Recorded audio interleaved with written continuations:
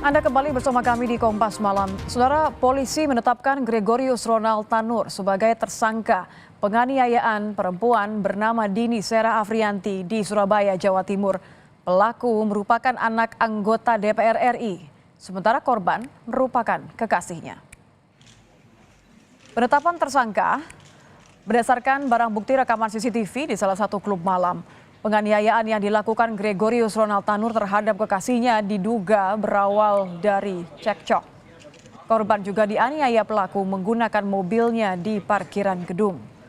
Selain rekaman CCTV, polisi juga menyita botol minuman beralkohol, ponsel, serta pakaian korban.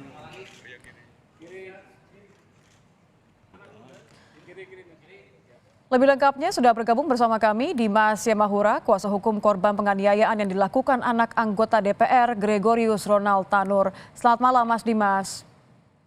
Selamat malam, Mbak. Mas Dimas, boleh diceritakan kepada kami seperti apa pengakuan awal pelaku soal penyebab meninggalnya Dini Sera? Ini dipanggil oleh keluarga Andin ya?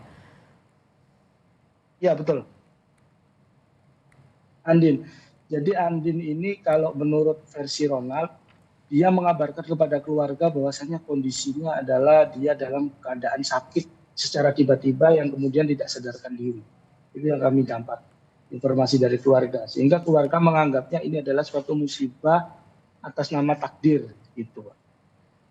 Jadi pelaku Ronald ini mengaku sama keluarga kalau Andin kekasihnya tiba-tiba sakit. Ia bercerita tidak kalau sebelumnya kegiatan mereka apa, kemudian apakah ia sempat berusaha katakanlah membawa Andin ke rumah sakit mendapatkan perawatan misalnya? Jadi memang si tersangka ini berupaya membawa dia ke rumah sakit itu pada saat dia sudah tidak sadarkan diri. Tak sadarkan diri tapi masih dalam kondisi hidup ya? Iya betul, tidak sadarkan diri. Bukan, pada saat dia dibawa di rumah sakit itu kami anggap dia sudah tidak sadarkan diri, artinya dia sudah meninggal dunia. Dibawa sudah dalam keadaan tidak bernyawa, dugaannya seperti itu? Iya betul, dugaannya seperti itu. Apalagi pengakuan awal dari pelaku yang kemudian ternyata keluarga dan Anda sadari ternyata ini berbeda dengan kondisi yang sebenarnya. Bisa diulang Mbak, sorry suaranya kurang jelas di sini. Baik, sudah jelas suara saya sekarang Mas Dimas? Iya. Oke. Mohon maaf, ya sudah Tidak masalah. Artinya begini, kami ingin tahu selain tadi pengakuan awal soal Andin ini disebutkan mengalami gangguan kesehatan di awal, adakah lagi pengakuan awal pelaku yang berbeda yang baru diketahui keluarga setelah diselidiki oleh polisi? Ya, jadi pada dasarnya pada saat dia melakukan perbuatan itu ada juga dugaan-dugaan dia membuat laporan palsu di salah satu polsek di sana, yaitu di Polsek Lakasantri, di mana dia memberikan keterangan bahwasannya korban ini adalah sakit karena serangan jantung atau lambung. Itu yang membuat mengalami serangan jantung?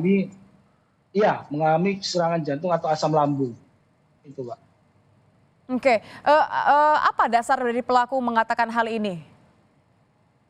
Pelaku membangun alibi adanya banyak obat-obatan lambung sebagai bukti bahwasanya ini telah terjadi asam lambung mendadak yang menyebabkan kematian. Ini yang menurut saya juga adanya salah persepsi atau salah tindakan yang dilakukan oleh Polsek Lakasantri, di mana dia langsung memberikan statement ke media bahwasanya tidak ada penganiayaan atau sakit karena asam lambung.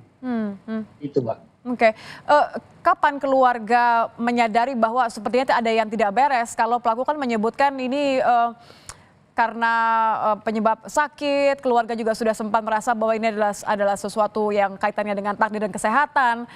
Di titik mana keluarga menyadari bahwa ada yang tidak beres dengan pengakuan pelaku ini? Jadi saya pada saat itu jadi begini, kami menerima informasi dari salah satu teman korban dengan adanya gambar korban itu di basement dari Landmark Surabaya. Jadi teman korban itu mengirimkan kepada saya dan saya melihat ada keanehan dari posisi ataupun kondisi dari korban saat itu. Sehingga saya langsung melakukan tindakan untuk melakukan pengecekan ke lapangan dengan melaporkan kepada tim Jatanras Polrestabes Surabaya. Setibanya di sana di Orcat kami mendapatkan informasi lebih dalam lagi foto-foto korban sebelum korban.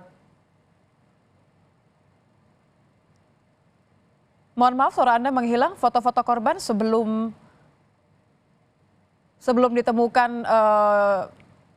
di basement atau apa? Timelinenya bagaimana, Mas Dimas?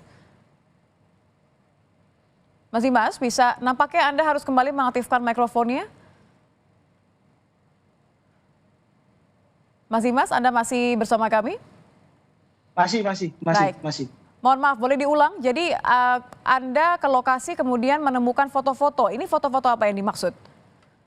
Ya, foto-foto korban pada saat sebelum dimasukkan di kamar mayat. Dari foto-foto tersebut kami mendapatkan kejanggalan-kejanggalan di mana di sana banyak luka lebam di bagian paha, kemudian di telapak tangan itu sangat parah, sangat membiru luka-luka lebamnya. Kemudian juga di bagian kepala, sehingga langsung kami merasa ini ada yang nggak beres. Kami minta kepada teman itu untuk menghubungi keluarga korbannya, kami minta untuk segera datang ke Surabaya, menemui kami jemput di bandara untuk melakukan laporan di Polrestabes Surabaya. Dan tim Jatanras juga pada saat itu yang saya hubungi, saya minta untuk melakukan olah TKP atau pengecekan TKP lebih dalam dan memang ditemukan adanya dugaan-dugaan tindak pidana itu. Baik, terakhir kalau begitu Mas Dimas, ini kan ada 2 pasal ya, penganiayaan yang kemudian menyebabkan hilangnya nyawa korban. Bagaimana keluarga menanggapi hal ini? Apa yang diinginkan oleh keluarga? Tentunya keluarga ingin penegakan hukum ini harus ditegakkan dengan setegak-tegaknya, artinya ada keadilan terhadap korban ini tanpa melihat pandang bulu atau latar belakang siapa tersangkanya, itu yang pertama. Dan yang kedua tentunya dalam kondisi yang demikian, si ibunya memiliki kanker serviks dan ayahnya sudah tidak mampu bekerja, artinya sudah tidak bisa berjalan juga karena lumpuh, dan korban ini adalah tulang punggung, itu tentunya ada harapan-harapan dari keluarga korban ada yang bisa memperhatikan nasib anak dari almarhum ini. Baik, jadi dengan kedua pasal ini kemudian keluarga berharap mendapatkan keadilan ya. Terima kasih kuasa hukum korban penganiayaan dilakukan anak anggota DPR RI Dimas Yamahura sudah bergabung bersama kami di Kompas Malam. Selamat malam, Mas Dimas.